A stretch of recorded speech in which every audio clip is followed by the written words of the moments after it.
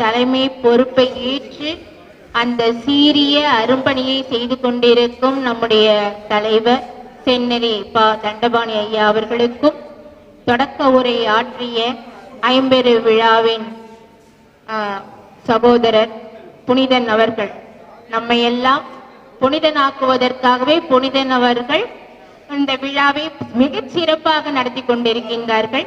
அவர்களையும் வணங்கி, உத்தமபுத்திரன் ஐயா அவர்களையும் வணங்கி, இந்த விழாவிற்கு வருகை தந்தி வந்திருக்கின்ற அத்துணை மக்களையும் வணங்கி, ஆண்மநேய ஒருமைப்பாட்டுடைய சகோதர சகோதரிகள் அனைவரையும் வணங்கி, இன்று யாவரும் பெற்றிடா இயல் என கழித்தனை என்ற ஒரு பெரிய தலைப்பை கொடுத்து வள்ளல் பெருமானின் தனிப்பெரும் கருணையினாலும் குருவரினாலும் முயற்சிக்கின்றேன்.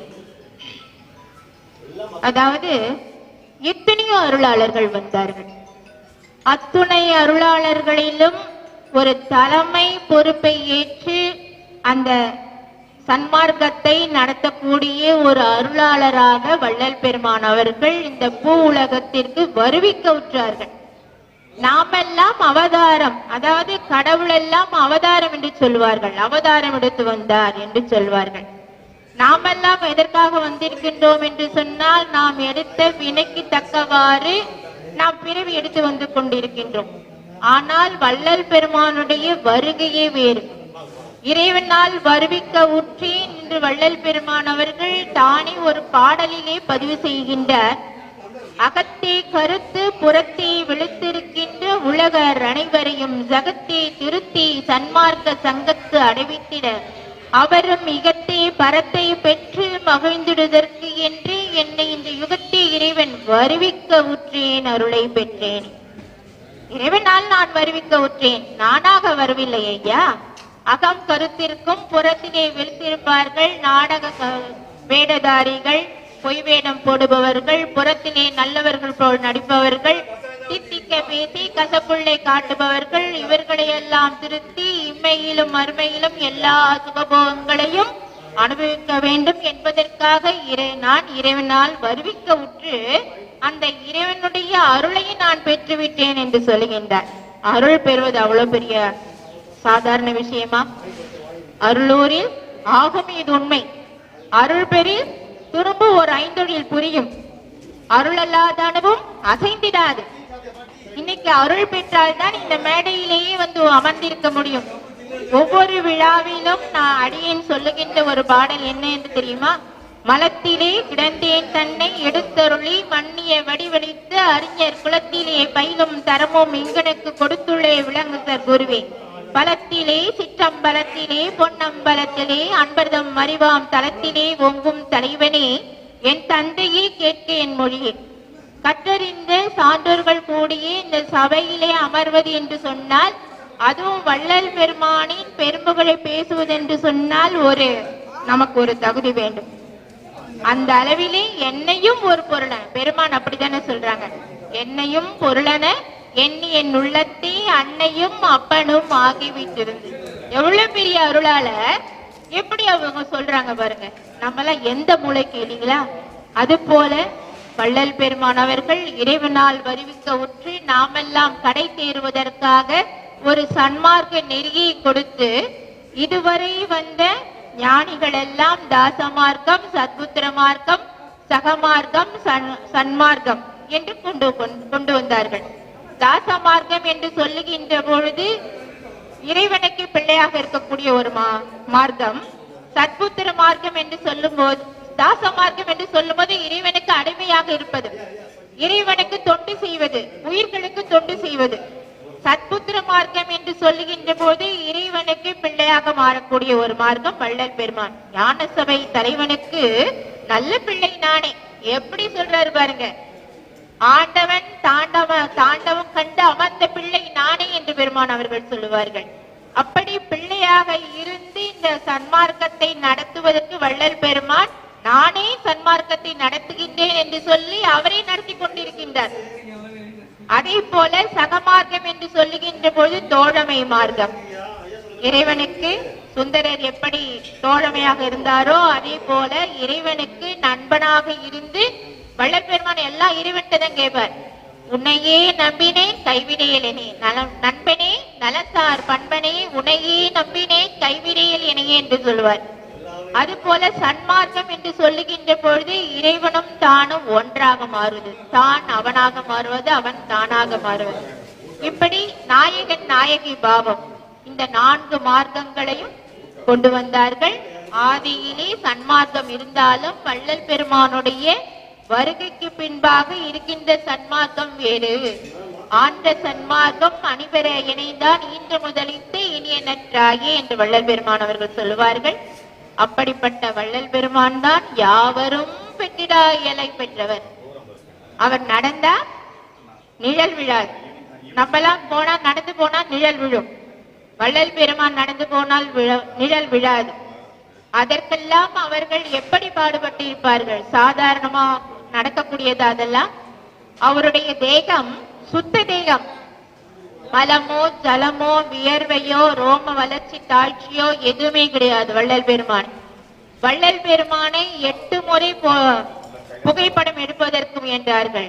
தெரிந்தும் தெரியாமலும் அவரை புகைப்படம் எடுப்பதற்கு முயன்றார்கள். ஆனால் அவருடைய படமானது அந்த பிரேம்ல விழவே இல்லை. அந்த அளவு யாவரும் பெற்றிடா இயல் பெற்றவர் வள்ளல் பெருமான்.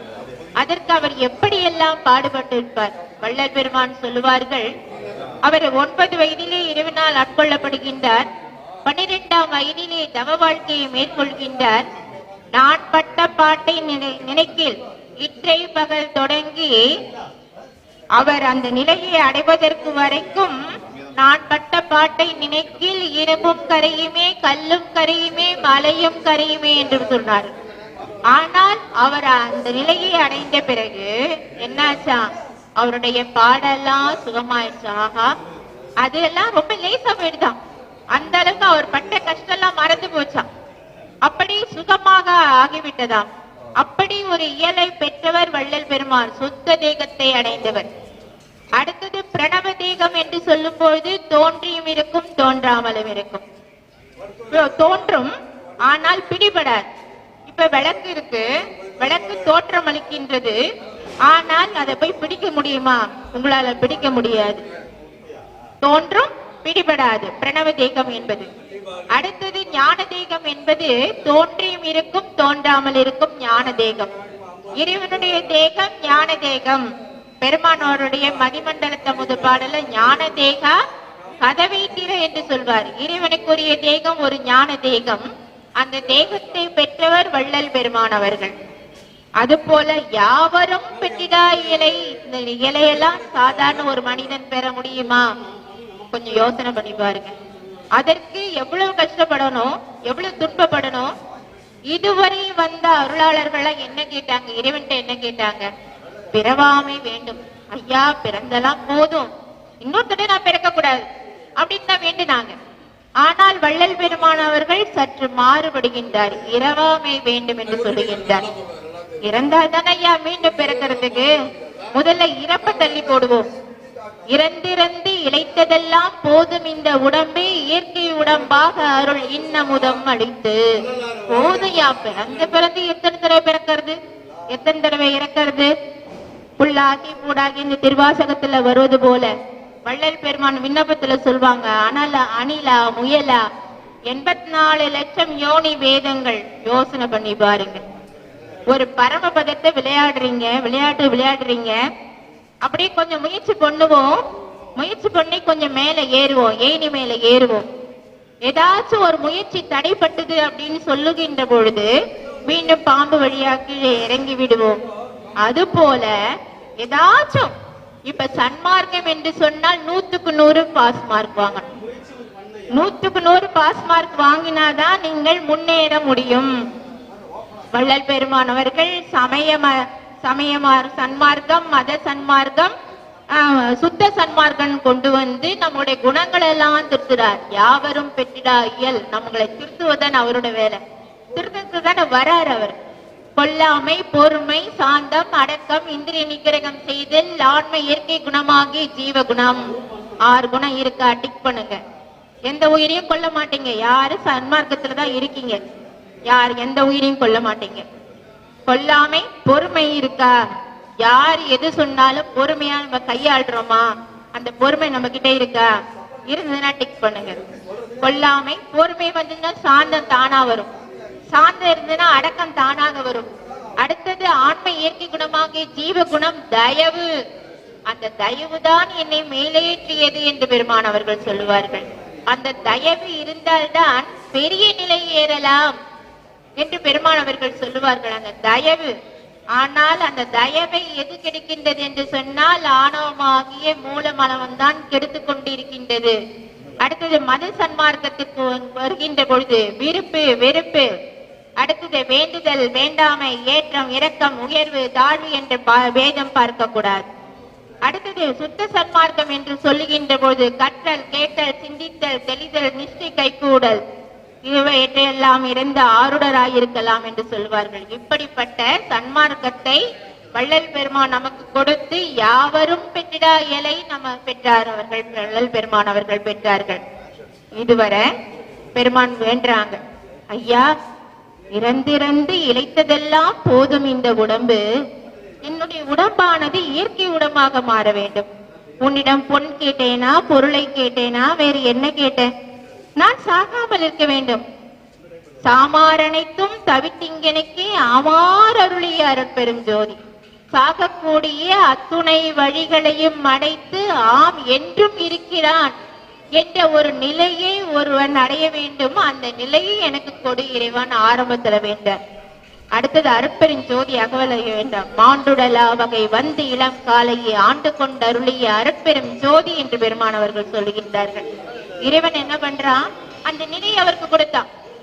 மற்ற புராணங்களிலெல்லாம் சொல்லுவாங்க, ஆகா தோன்றியது மறையும், பிறந்தது இறக்கும்.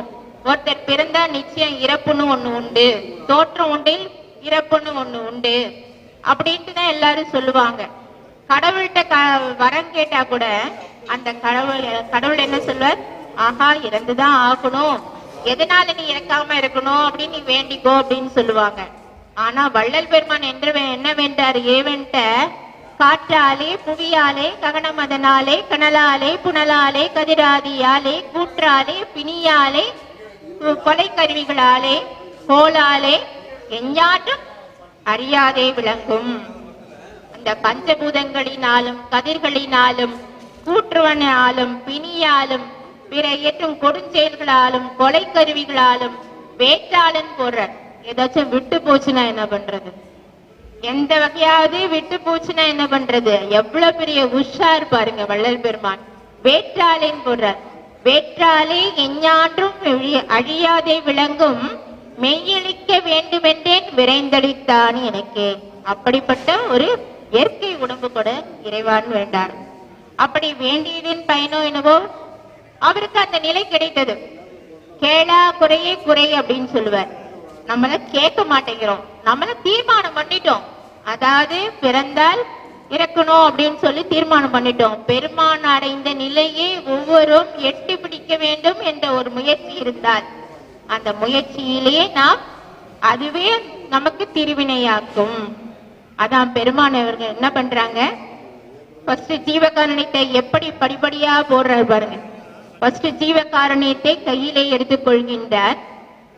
அடுத்தது இறைவனை அடைவதற்குரிய 2 வழிகளை சொல்லுகின்றார். பரோபகாரம் சத்விசாரம்.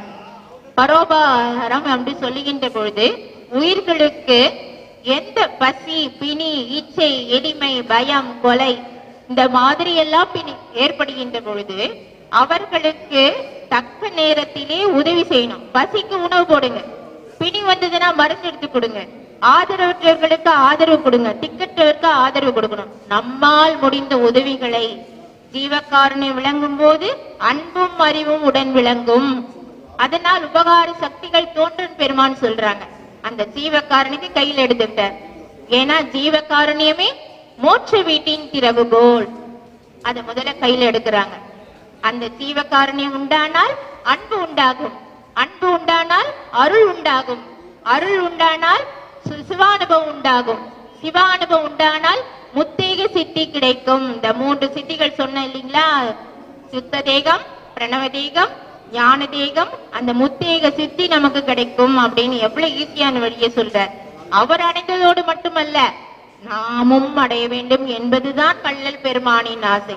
இறக்கவும் ஆசை இல்லை, நீ நான் பிறக்கவும் ஆசை இல்லை, துயரடைந்து தூங்கவும் ஆசை இல்லை, பெரியவர் என்று உலகில் சிறக்கவும் ஆசை இல்லை, விசித்திரங்கள் செய்யவும் ஆசை இல்லை என்று பெருமானுக்கு ஒரே ஒரு ஆசை, எல்லா உயிர்களும் நல்லபடியா இருக்கணும், எல்லா உயிர்களும் இன்புற்று வாழணும்.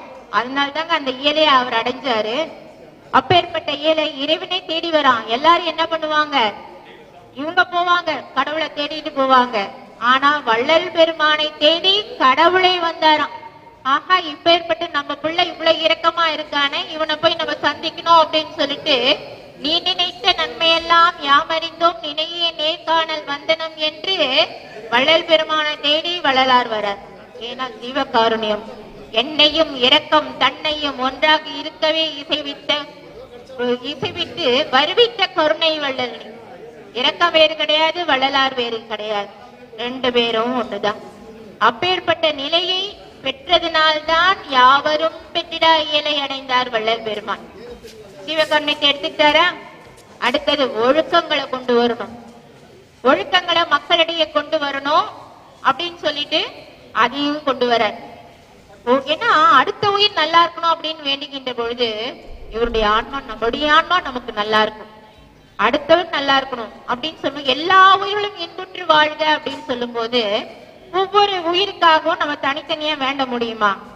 இப்ப கடல் வாழ்ல இருக்கின்ற உயிரினங்கள், தரைவாழ் உயிரினங்கள், மனிதர்கள், இந்த உலகம் மட்டுமல்ல 2427 உலகங்களை பற்றி பெருமான் அவர்கள் சொல்கின்றார்கள். எல்லா உலகங்களுக்கும் இருக்கின்ற ஜீவராசிகளுக்கும் பற்றியாகவும் வள்ளல் பெருமான் அவர்கள் வேண்டுகின்றார்கள்.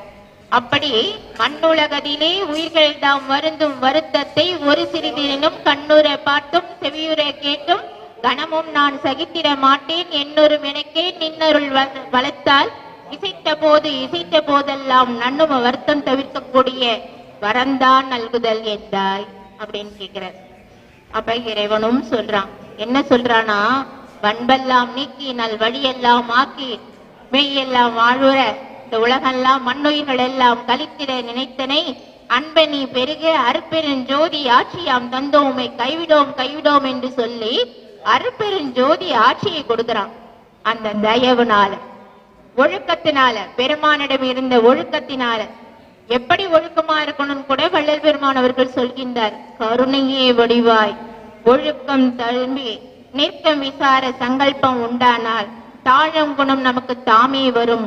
அப்பொழுது இறைவனுடைய திருவருள் அன்றாட முயற்சியில் இருந்தால் இறைவனுடைய திருவருள் நமக்கு சித்திக்கும் அப்படின்னு பெருமான் சொல்றாங்க. இப்படி ஒவ்வொரு நிலையா கொண்டு போற இறைவன்ட்ட பக்தி செலுத்துறார்.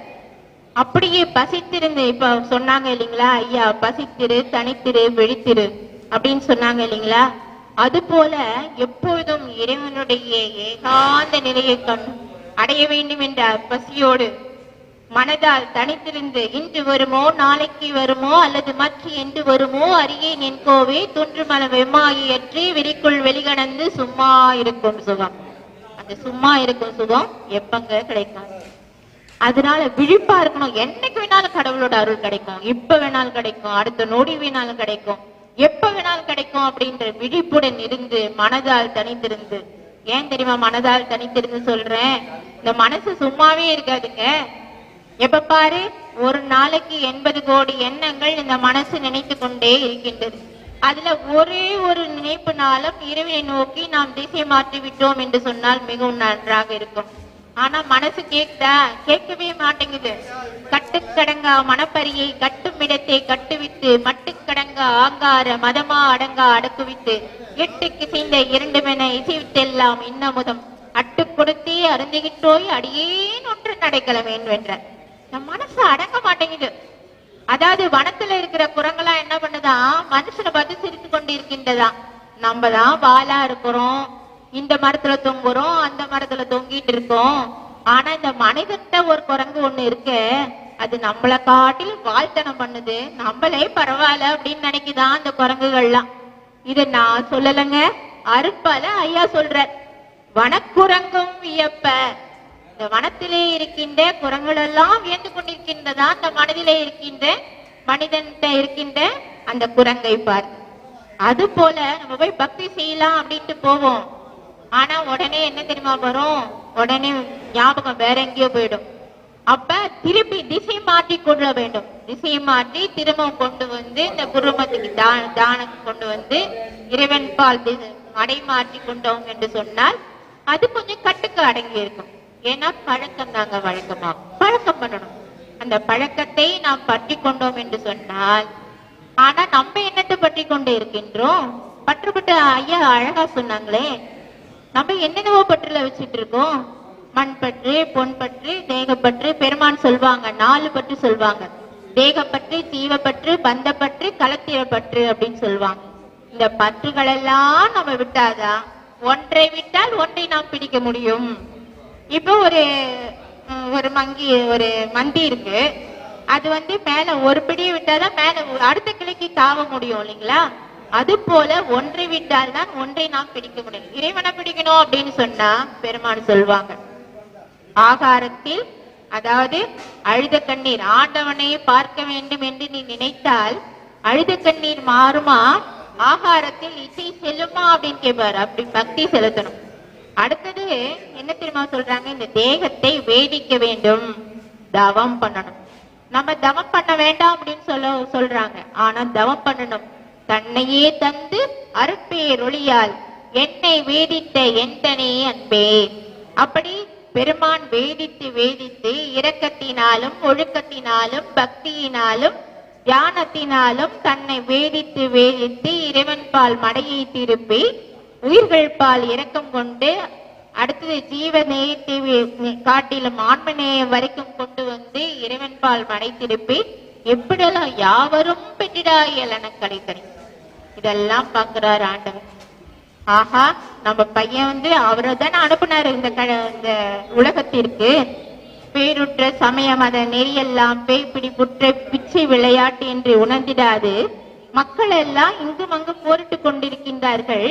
அவர்கள் எல்லாம் வீண் போகாதபடிக்கு சுத்த சன்மார்க்கு என்ற ஒரு நெறியை காட்டி மெய்ப்பொருளை நன்கு உணர்த்தி அவர்களெல்லாம் சுலக நிலை அடைய செய்ய வேண்டியது உன்னுடைய பொறுப்புன்னு சொல்லி அவருக்கு ஒரு வேலையை கொடுத்து என்ன பண்ற, மகனாக ஆட்கொண்டு, நீ இது என்னுடைய மகன், அப்பா தானே பிள்ளைகிட்ட சொல்ல முடியும், பிள்ளை தானே அப்பாக்கு செய்ய முடியும் இல்லையா?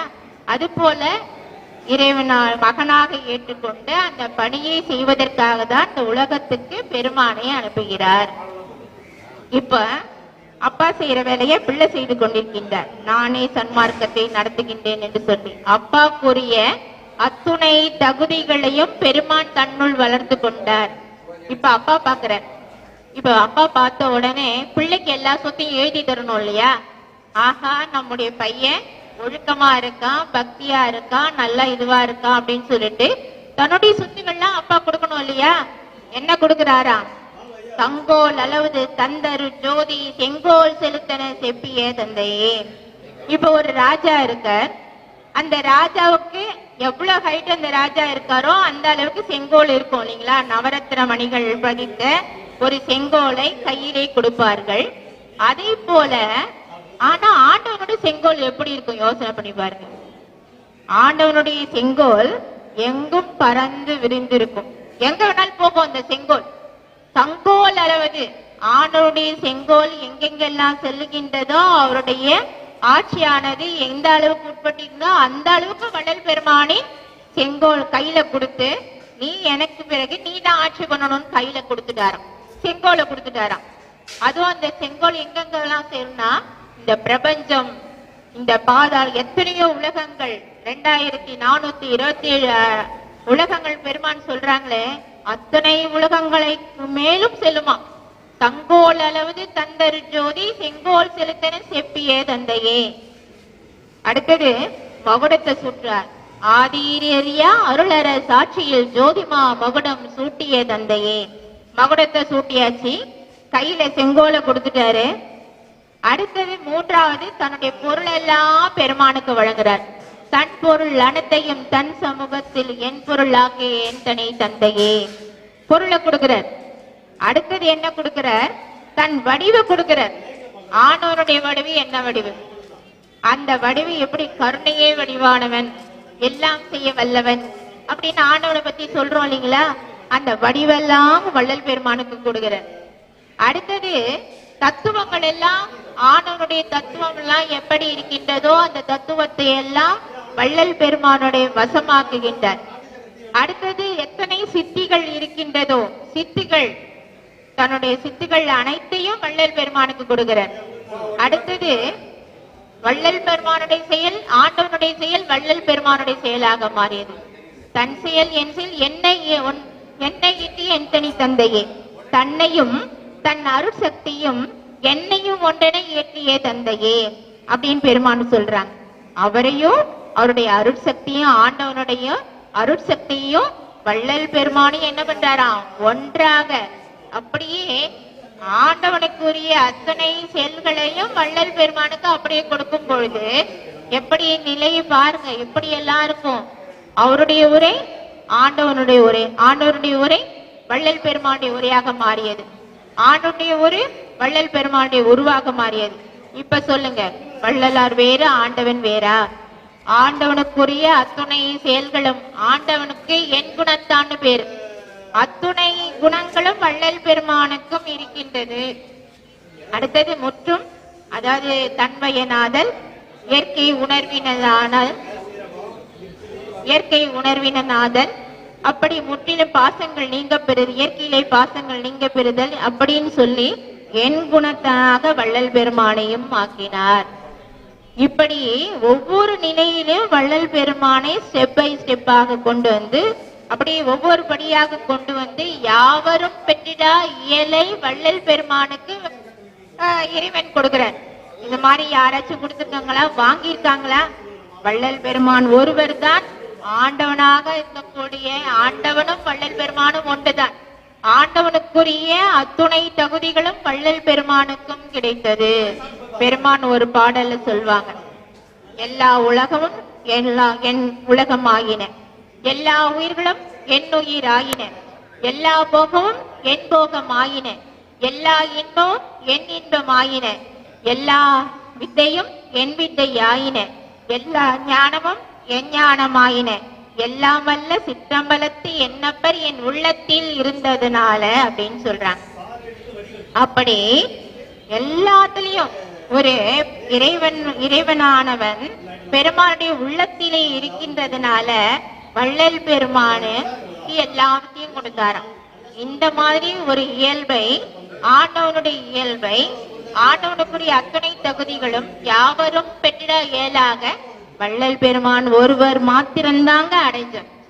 அப்படி ஒவ்வொரு நிலையிலையும் அப்படியே கொண்டு ஆடுகின்ற சேவடிக்கே ஆளானே, மாளாத யாக்கை பெற்றேன், கூடுகின்ற சன்மார்க்க சங்கத்து நடுவிருந்து குழாவுகின்றேன், பாடுகின்றேன் என் தேவரான் புகழ் பதப்புகழை பாடி பாடி நீடுகின்றேன், என் எண்ணமெல்லாம் நிரம்பினேன் பாடுற. எப்படி ஆடுகின்ற சேவடிக்கே ஆளான இறைவன் எப்போதும் திருச்சிற்றம்பலத்திலே ஆடிக்கொண்டே இருக்கின்றான்.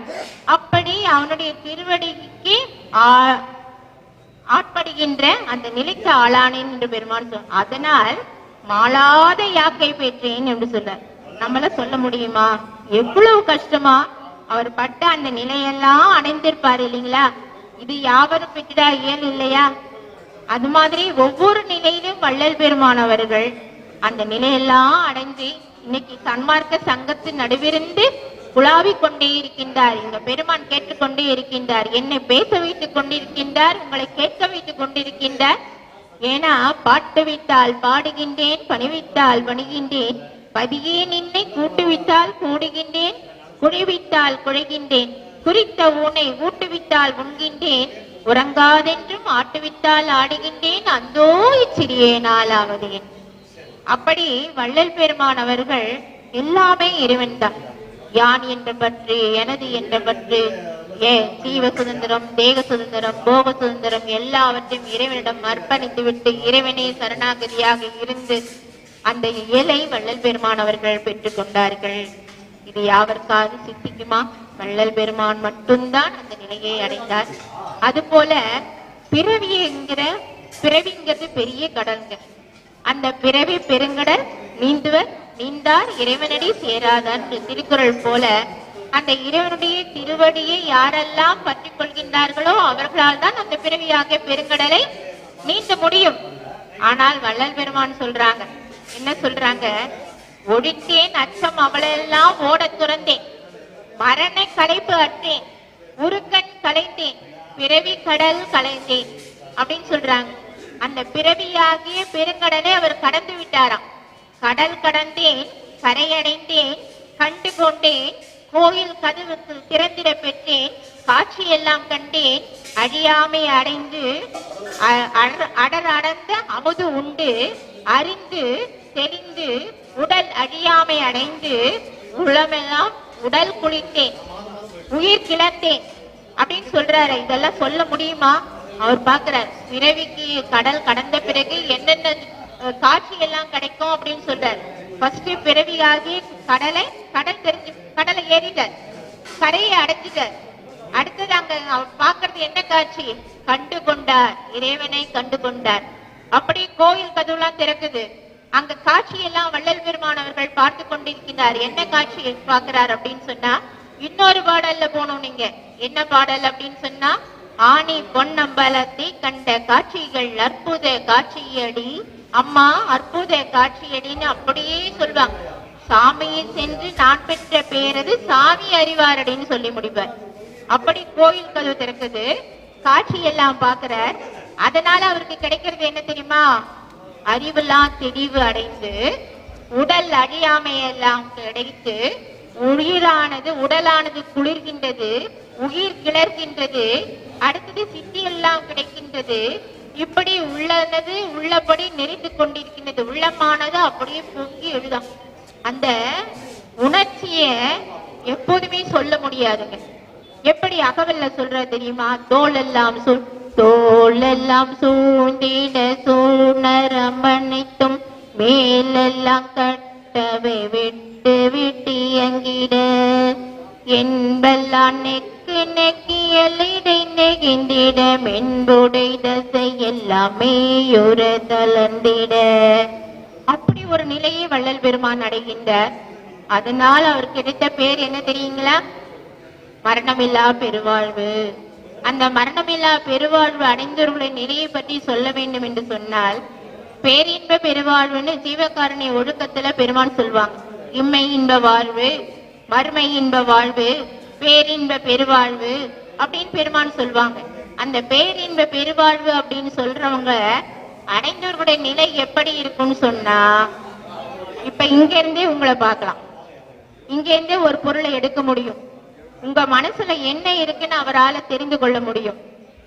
பெருமான் அப்படிதான், ஒருடைய மனசுல என்ன இருக்குன்னு அவரால் தெரிந்து கொள்ள முடியும். கோடகநல்லூர் சுவாமிகள் அப்படின்ட்டு ஒருத்தர் வந்தார்.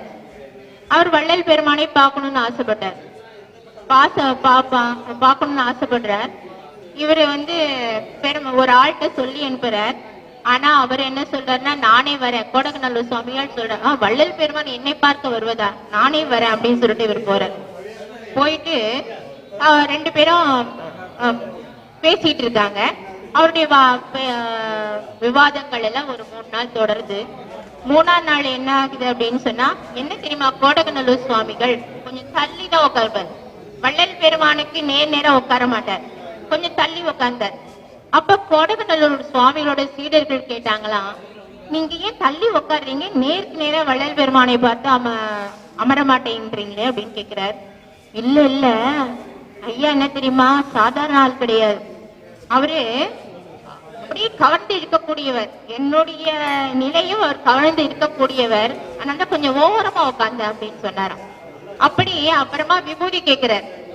விபூதி கேட்டோன்னே பெருமான் சொல்றாங்க, காவி ஆடை உடுத்தியவர்கள் வெள்ளாடை உடுத்தியவர்கள் கொடுக்க கூடாதுன்னு சொல்றார். அப்ப கோடகநல்லூர் சுவாமிகள் என்ன பண்றார், அவருடைய பாதத்துல விபூதியை வச்சு அப்புறமா நெத்தியில வச்சுக்கிறார். இந்த மாதிரி வள்ளல் பெருமானுக்கு எத்தனையோ சிறப்புகள் உண்டு. அது போல இது இன்னொரு சிறப்பையும் வள்ளல் பெருமானை பற்றி சொல்ல வேண்டும் என்று சொன்னால், எல்லாரும் கேட்டதுதான் திரும்பவும் கொஞ்சம் நினைச்சு பாக்குறோம். வடலூர்ல வள்ளல் பெருமான பசும்பொன் முத்துராமலிங்கம் அப்படின்றவர் எல்லாருக்கும் ஜெயந்தில கொண்டாடி கொண்டிருக்கின்றார்கள் இல்லையா? அவர் என்ன பண்ணுவார், வடலூருக்கு போய் சொற்பொழிவு பண்ணுவார். சொற்பொழிவு பண்ணுகின்ற பொழுது சொற்பொழிவு எல்லாம் முடிஞ்சிரும். அப்பொழுது அன்பர்கள்லாம் என்ன பண்ணுவாங்க, ஒரு துண்டு சீட்டுல எழுதி யார் யாருக்கு என்னென்ன சந்தேகம் இருக்கின்றதோ அந்த பசும்பொன் முத்துராமலிங்க ஐயா கிட்ட போயிட்டு அந்த சந்தேகத்தெல்லாம் கேட்பாங்க. அது போல எல்லாரும் என்ன பண்ணாங்க, சொற்பொழிவு முடிஞ்சது வடலூர்ல, அன்பர்கள்லாம் வராங்க. வந்துட்டு அவங்க ஒரு துண்டு சீட்டுல எழுதிட்டு வராங்க. அதுல ஒரே ஒருத்தர் மட்டும் என்ன கேட்கிறார், துண்டு சீட்டுல எழுதி கொடுக்கிறார் பசும்பொன் முத்துராமலிங்க ஐயா கிட்ட. அப்ப அவர் என்ன கேட்கிறார், என்ன எழுதியிருக்கு அப்படின்னு சொன்னா, வள்ளலாருக்கு நிகர் யார் அப்படின்னு சொல்லி நீங்க உங்களால் சொல்ல முடியுமா அப்படின்னு கேட்டிருக்கார். அப்பொழுது அவர் என்ன பண்றார், இதற்குரிய கேள்வி விடையானது நாளைக்கு உங்களுக்கு சொல்லப்படும் அப்படின்னு சொல்றார். சரின்னு சொல்லிட்டு எல்லாரும் என்ன நினைச்சுக்கிறாங்க, ஒரு சமயம் நடராஜர் சொல்லி இருப்பாரோ, வள்ளலாருக்கு நிகர் யாரு சொல்ல முடியும், எந்த தெய்வத்தை சொல்ல முடியும், எந்த மனிதரை சொல்ல முடியும்னு அவங்களுக்குள்ள ஒரு விவாதம் நடந்து கொண்டே இருக்கின்றது. மறுநாள் சொற்பொழிவு வருகின்றது. சொற்பொழிவு எல்லாம் முடிச்சாச்சு. இந்த மாதிரி ஒரு மேஜையில 2 படம் வைத்திருக்கின்றார்கள். 2 படத்திலையும் திரைச்சீலை போட்டு மூடப்பட்டிருக்கின்றது. இப்பொழுதெல்லாம் அன்பர்களுக்கு யார் வள்ளலாருக்கு நிகர் யாரு சொல்ல போறாருன்னு தெரியலையேன்னு ஒரே ஆர்வம் எல்லாருக்கும். அப்படியே சேர்ல உட்கார்ந்தவங்களும் அப்படியே நொடியில வந்து உட்கார்றாங்க. எல்லாருக்கும் ஆவலா இருக்கு. இப்ப பசும்பொன் முத்துராமலிங்க ஐயா கேக்குறாரா, நேத்தி ஒருத்தர் அன்பர் கேட்டார், வள்ளலாருக்கு நிகர் யார் அப்படின்னு கேட்டார். அதற்கு உரிய விடையே நான் இப்ப சொல்ல போறேன், உங்க யாருக்காவது தெரியுமா, தெரிஞ்சா சொல்லலாம் அப்படிங்கிற. அதற்கு அவர் சொல்ற, யாரும் பதில் சொல்லல, பேசாம ஆர்வமா கேக்குறாங்க, யாரும் பதில் சொல்லவே இல்லை. அப்பொழுது இப்பொழுது அடியேன் சொல்றான் அப்படின்னு சொல்லிட்டு முதல்ல இருக்கிற ஒரு படத்தை திரைச்சீலையை நீக்குகின்றார். அது வள்ளலார் படம். அடுத்தது யார ஈக்குவலா யார சொல்ல போறாருன்னு எல்லாருக்கும் ஆர்வம். அடுத்த படத்தோட திரைச்சீலையை நீக்க போறார். அப்படியே கொஞ்சம் மெதுவா கொஞ்சம் ஆர்வம் உண்டாகட்டுமே அப்படின்னு சொல்லிட்டு திரைச்சீலை நீக்க போறார். பாத்தீங்கன்னாக்கா அங்கேயும் வள்ளலார் படம் மட்டுமே இருந்தது. வள்ளலாருக்கு நிகர் யாருங்க சொல்ல முடியும், வள்ளலாருக்கு நிகர் வள்ளலாரே தான். யாவரும் பெற்றிடா இயல் பெற்ற உடையவர், என்றைக்கும் இருப்பவர், ஊழிதோர் ஊழி உழப்புறாதோங்கி என்று வாழ்ந்து கொண்டிருப்பவர், முக்காலத்திலும் வாழக்கூடியவர், என்றும் இருப்பவர், எல்லாரையும் ஒழுங்கு நடத்தி கொண்டு. ஒரு பாடல் ஐயா சொல்வாங்க, ஐவர் செய்யும் பணியும் தொழிலும் எனக்களித்தாய், நின் அருள் அமுதம் கைவர செய்து எனக்கு உண்ணுவித்தாய், கங்கணம் என் கருத்தணிந்தாய், சைவர் எனும் அடிய சபை நடுவே வைத்து தெய்வமென வளர்க்கின்றாய், சிற்சபையில் நடிக்கின்றாய் அப்படின்னு சொல்றாங்க. இந்த சைவர் என்று சொல்லப்படக்கூடிய அடியாருடைய சபை நடுவே தெய்வமென வளர்க்கின்றாராம் இறைவன். இகத்தும் பரத்தும் பெரும்பலன்கள் எல்லாம் பெருவி திம்மையிலே முகத்தும் உளத்தும் கழித்துழும்ப மூவா இன்ப நிலையமர்த்தி ஜகத்துள்ளவர்கள் மிக துதிப்ப. இந்த உலகத்தில் உள்ள அத்துணை பேர்களும் மிக துதிக்கும்படி வள்ளல் பெருமானை ஆண்டவன் வைத்தானாம். இது யாவரும் பெற்றிடா இயல் இல்லையா? உங்களை என்னையும் வணங்குவாங்களா? வள்ளல் பெருமானை தானே வணங்கணும் இல்லைங்களா?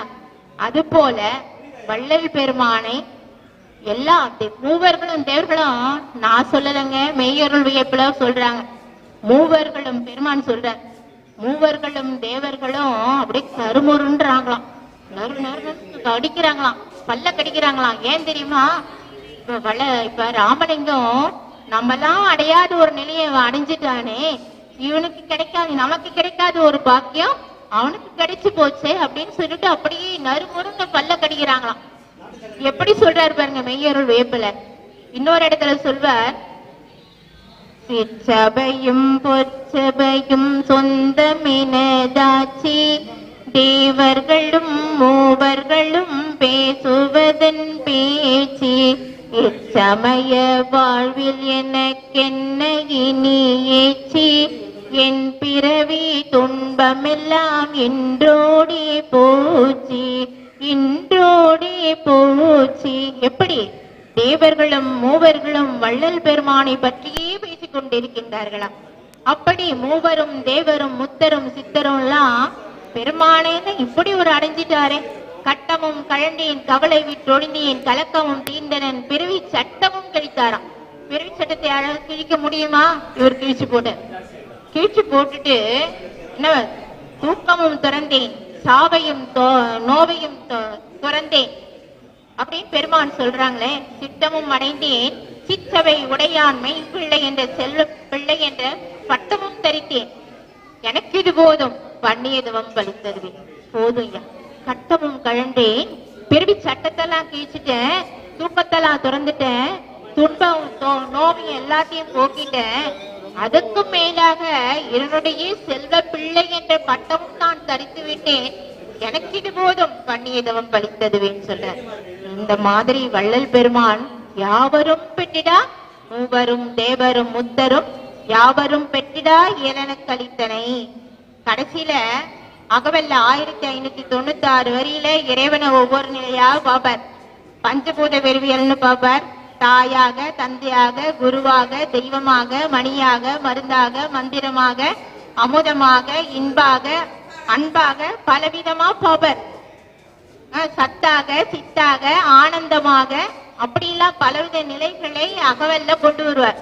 கொண்டு வந்துட்டு கடைசியில 1540 இருந்து 1596 வரியில என்ன சொல்வார் என்ன தெரியுமா? அவர் பெற்ற பேரை சொல்வார். சபையென துளமென தான் நாம் அந்தனைக்கு அபயம் அளித்ததோர் அருட்பெரும் ஜோதி, பொருளெல்லாம் தவித்து வரமெல்லாம் கொடுத்த அருள் அமுது அருத்திய அருட்பெருஞ்சோதி. இறைவனுடைய பெருமானுடைய உள்ளந்தான் இறைவன் அங்கதான் அமர்ந்திருக்கான், அருட்பெருஞ்சோதி இருக்கின்றதாம். அது போல வானிலே இருக்கின்ற மூவர்களும் என்ன பண்றாங்களாம், பிரம்மா, விஷ்ணு, ருத்ரன் எல்லாம் என்ன பண்றாங்களாம், இறைவனுடைய திருவடி தனக்கு கிடைக்காதான்னு ஏங்கி நிக்கிறாங்களாம். அப்படி இருக்கின்ற பொழுது வள்ளல் பெருமான் தங்கி இருக்கிற குடிசைக்கு வராராம்.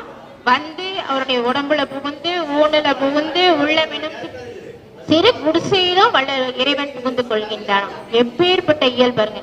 இறைவனே இருக்கின்ற பொழுது நடராஜபதி மாலையில ஐயா சொல்லுவாங்க, என் கண்ணிலே செவிபுலன் இசையிலே என் என்பிலே அன்பிலே இதயத்திலே நீக்கமர நிறைந்திருக்கின்றான் ஆண்டவன் அப்படின்னு சொல்லும் பொழுது, அப்ப இறைவன் வேறு கிடையாது, வள்ளலார் வேறு கிடையாது, அருட்பெருஞ்சோதி ஆண்டவர் எல்லாம் ஒருத்தர் தான். வள்ளலார் வணங்கினா ஆண்டவரை வணங்குற மாதிரி அர்த்தம். ரெண்டு பேரும் உளத்தினும் குலத்தினும் கண்ணினும் நிரம்பிய அருட்சிவபதியே அப்படின்னு வள்ளல் பெருமான் வந்து அகவல்ல சொல்வார். அது போல எல்லாருடைய பெருமானுடைய இந்த மருளெல்லாம் தவித்து வரமெல்லாம் கொடுத்து அருளமுதர்த்திய அருட்பெரும் ஜோதி, என்னையும் பொருளன எண்ணி என் உள்ளத்தை அன்னையும் அப்பனும் ஆக்கி வீட்டிருந்து உலகியல் சிறிதும் உளப்பிடியா வகை. இந்த உலகியல்ல போனோன்னு சொல்லுங்க நம்ம உருப்படவே மாட்டோம். சாருலக வாதனையை தவித்தவர் உள்ளத்தை சத்தியமாய் அமர்ந்தருளும் உத்தம சர்க்குருவை. இந்த சாருலக வாதனையெல்லாம் தவிர்த்துட்டு அந்த சிறுநெறியில போகாம இறைவன் பெருமான ஆட்கொண்டதுனால அடுத்தது என்ன பண்றாரு, சாகாவரத்தெல்லாம் அந்த தரெல்லாம் எப்படி இருக்கும், கற்றேன் சிற்றம்பல கல்வியை கற்று கருணை நெறி உற்றேன், எக்காலமும் சாகாமல் போகும் ஒளி வடிவம் பெற்றேன், உலகில் உயர்நிலையை பெற்றேன், உலகில் பிறநிலையை பெற்றேன், சிவானத்தை பற்றி பற்றினேனே என்று பெருமான் சொல்வார். அந்த சிற்றம்பல கல்வியெல்லாம் பெருமான் அந்த தரத்தெல்லாம் கொடுத்து சாகா வரத்தையும் கொடுத்து அடுத்தது என்ன பண்ணாராம், அருள் அமுதத்தை கொடுத்து அருள் நிலைக்கு ஏற்றி அருள் அறிவை கொடுத்து அடுத்தது மூவரும் தேவரெல்லாம் அறிந்து கொள்ள முடியாதபடி அந்த இயலை யாவரும் பெற்றா இயலையும் கொடுத்து அடுத்தது என்ன பண்றாராம், அந்த நிலையெல்லாம் கொடுத்துட்டு அடுத்தது போற்றினின் பேரருள் போற்றினின் பெருசி ராத்திரி நோங்கி அருட்பெருஞ்சோதியை இறைவனை வாழ்த்தி அடுத்தது என்ன வார்த்தை கொடுக்கிறாராம், உலகினில் உயிர்களுக்கு உறும் இடையூறெல்லாம் விலக நீ அடைந்து விலக்குக மகிழ்க. இப்ப நீ அடைந்ததெல்லாம் அடைஞ்சிட்ட. இப்போ உன்னுடைய பணி என்ன தெரியுமா, அந்த உலகத்தில என்னென்ன உயிர்கள் என்னென்ன கஷ்டப்படுகின்றதோ அந்த துன்பத்திலிருந்து அந்த உயிரை விடுவித்து அதை காக்க வேண்டியது உன்னுடைய பொறுப்பு அப்படின்னு சொல்லி அந்த வரத்தையும் கொடுத்து அதுக்கு மேல சுத்த சன்மார்க்க சுகநிலை பெறுக அப்படின்னு சொல்லி உத்தமன் ஆகுக, உத்தமன் ஆக்கிட்டார். இந்த வரத்தெல்லாம் கொடுக்கிறார். வரத்தெல்லாம் கொடுத்து உத்தமனாக்கி அவரை வாழ்வாங்க வாழ செய்து கொண்டிருக்கின்றார் வள்ளல் பெருமான் இறைவன். அப்படி அந்த நிலையெல்லாம் வள்ளல் பெருமான் அடைஞ்சதுனால யாவரும் பெற்றிடா இயலை வள்ளல் பெருமான் அவர்கள் அடைந்தார்கள். இந்த நிலையெல்லாம் நம்ம பெறணும் அப்படின்னு சொன்னா வள்ளல் பெருமானை நாம் பின்பற்றினோம் என்று சொன்னால் அந்த நிலை என்பது நமக்கும் கிடைக்கும். அந்த சாகாத நிலை. ஏன்னா எத்தனை வாட்டிங்க இறக்கிறது, எத்தனை வாட்டிங்க பிறக்கிறது. அந்த இறப்பு இருந்தால் தானே மீண்டும் பிறப்பு உண்டாகும். அந்த பிறவி பெருங்க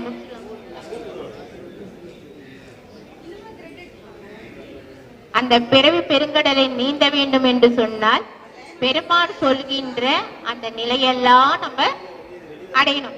அதான் பெருமானை எதுக்கு இறைவன் வச்சானா, எல்லாருக்கும் கடையா இருந்தேனுக்கு அருள் புரிந்தே எல்லாருக்கும் துணையாக இருக்க வைத்தாய். ஏன்னா எல்லாருக்கும் துணையாக இருக்க வைக்கிறதுக்கு தான் பெருமான் என்ன பண்றாரா, இறைவன் என்ன பண்றானா, பெருமானை இந்த பூ உலகத்திற்கு வரவழைக்கின்றான். அது போல வள்ளல் பெருமானை ஓ துணைனின் பொன்னடி என்று உண்ணுகின்றேன் உன்னையன்றி யார் துணையும் வேண்டேன் அன்புடைய ஐயா. ஒன்றை பிடி உறுதியாய் பிடிக்கணும். நாம் பிடித்து கொண்டோம் என்று சொன்னால் பெருமான் ஒரு பாடல சொல்வாங்க, இருக பிடித்து கொண்டேன் பதத்தை இனி நான் விடுவேனோ, எந்தாய் பாதம் பிடித்த கையால் வேறு தொடுவேனோ, பொருக பயந்து கூற்றுவோடி குலைந்து போயிட்டே கோவே உன் சிற்ஜோதி என்னதாயிற்றே என்று பெருமான் பாடுறாங்க. அது போல இறைவனுடைய அந்த திருப்பதத்தை நாம் பிடித்து கொண்டால் கூற்றுவனாகி யமன் நம்மை விட்டு ஓடி விடுவான். அதனால அந்த பேரின்ப பெருவாழ்வு பெற்றவர்கள் எதனாலும் எக்காலத்தும் தடைபடாத ஒப்பற்ற பேரின்ப பெருவாழ்வை பெற்றவர்களுக்கு எல்லாமே தெரியுங்க. அவருக்கு கல்லு மண்ணு சுவர் எதுவுமே அவர்களுக்கு தடைபடாது. அவர்கள் இங்கிருந்தே எல்லா வேலையும் செய்ய முடியும். உங்கள் மனதிலே இருப்பதை அறிந்து கொள்ள முடியும், சுவையை அறிய முடியும். அந்த பேரின்ப பெருவாழ்வை நீங்க படிச்சு பாருங்க. அந்த நிலையெல்லாம் வள்ளல் பெருமான் பெற்றவர்கள் யாவரும் பெற்றிடா ஏழை கொடுத்தவர்கள். ஒரு சமயம் வள்ளல் பெருமான் அவர்கள் பசித்திருந்து தனித்திருந்து விழித்திருந்து இறைவனை ஆரம்ப காலத்துல இறைவனை காண வேண்டும் என்று படாத பாடுபடுகின்றார். அப்பொழுது இறைவன் ஒரு நாள் அப்படியே பேர் ஒளியா காட்சி கொடுக்கின்றானாம். அந்த பேர் ஒளியானது எப்படி இருக்கின்றது என்று சொன்னால், ஒரு சூரியன் சந்திரன் அக்னி போன்ற எல்லாவற்றை காட்டிலும் பிரகாசமாக இருந்ததாம் அந்த பேரொளி. அந்த பேரொளியானது வள்ளல் பெருமானுடைய உடம்பிலே உள்ளத்திலே இதயத்திலே எல்லாம் அப்படியே ஒன்றரை இரண்டரை கலந்து விட்டது. அப்பொழுது பெருமான் அடைந்த நிலை ஆனந்தத்திற்கு அளவே கிடையாது. அப்பொழுது பெருமான் திடீரென வருத்தப்பட ஆரம்பிக்கின்றார், அழுகின்றார். அப்போது இறைவன் கேட்கின்றானா, நான் தான் உன்னுடன் கலந்து விட்டேனே, நீ ஏன் அழுகின்றாய் அப்படின்னு கேட்கிறானா. அதுக்கா பெருமான் சொல்றாங்களா, நான் மட்டும் அடைந்தால் போதுமா, இந்த உலகத்து உயிர்கள் எல்லாம் அடைய வேண்டாமா இந்த நிலையை அப்படின்னு சொல்லி கேட்கிறாங்களாம். அது போல என்னை அடுத்தால் சுகம் வாய்ந்திடல் வேண்டும். எல்லோரும் வாருங்கள் சன்மார்க்கத்திற்கு, ஆடாதீர் சற்றும் அசையாதீர், வேறொன்றை நாடாதீர், பொய்யுலகை நம்பாதீர், வாடாதீர், சன்மார்க்க சங்கத்தை சார்வீர், விரைந்தினி என் மார்க்கம் ஒன்றாம் என்று பெருமான் சொன்னார். சிறந்தினி சன்மார்க்கம் ஒன்றே, பிணி மூப்பு நரை திரை பிணி மூப்பு வராமல் தவித்திருங்கான், பிறந்த பிறப்பு இதில்தானே நித்திய வாழ்வு பெற்றிடலாம், பேரின்மை உற்றிடலான்னு பெருமான் சன்மார்க்கத்திற்கு அழைக்கின்றார். அது போல வள்ளல் பெருமான் நிலையை அடைந்த நிலையை நாம் ஒவ்வொருவரும் அடைய வேண்டும் என்று சொன்னால் சன்மார்க்கத்திற்கு வாருங்கள், என் மார்க்கம் இறப்பொழிக்கும் சன்மார்க்கம் என்று பெருமான் சொல்கின்றார். அந்த இறப்பை தவிர்க்க வேண்டும் என்று சொன்னால் சன்மார்க்கத்திற்கு நாம் அனைவரும் வந்து ஒன்றை பிடி உறுதியாய் பிடி என்று என்னுடைய திருவடிகளை பிடித்துக் கொண்டு வள்ளல் பெருமானின் வழிக்கு வந்து, ஏன்னா வள்ளல் வழி புனிதன் தானே நடத்துறாரு, வள்ளல் பெருமானின் வழிக்கு வந்து அவர் சொல்கின்ற அந்த நிலையெல்லாம் அனுசரித்து என்றும் வாழக்கூடிய என்றும் இருக்கக்கூடிய ஆகா கூகா என்று கூடி அழைக்காத வண்ணம் அழாத வண்ணம் எனக்கு இறைவன் அந்த நிலையை கொடுத்தான் அப்படின்னு ஒரு பாடல சொல்வார். அந்த மாதிரி ஆகா இவன் இறந்து போயிட்டான்னு சொல்லக்கூடாது, நம்மள யாரும் என்றைக்கும் இருக்கிறார் அப்படின்னு சொல்ற ஒரு நிலையை நம்ம வரவழைத்துக் கொள்ள வேண்டும் என்று சொல்லி இந்த அருமையான இந்த ஐப்பெரும் விழாவிலே மிக எம்மையும் ஒரு பொருட்படுத்தி வாய்ப்பளித்த நம்முடைய சகோதரர் புனிதன் ஐயா அவர்களுக்கும், நம்முடைய தலைவர் சென்னரி தண்டபாணி ஐயா அவர்களுக்கும், மற்றும் பழனி ராமலிங்கம் மருத்துவர் அவர்களுக்கும் எல்லோருக்கும் இதுவரைக்கும் பொறுமையாக இருந்து கேட்ட உங்கள் அனைவருடைய திருவடிகளை வணங்கி நன்றி கூறுகின்றேன். வணக்கம்.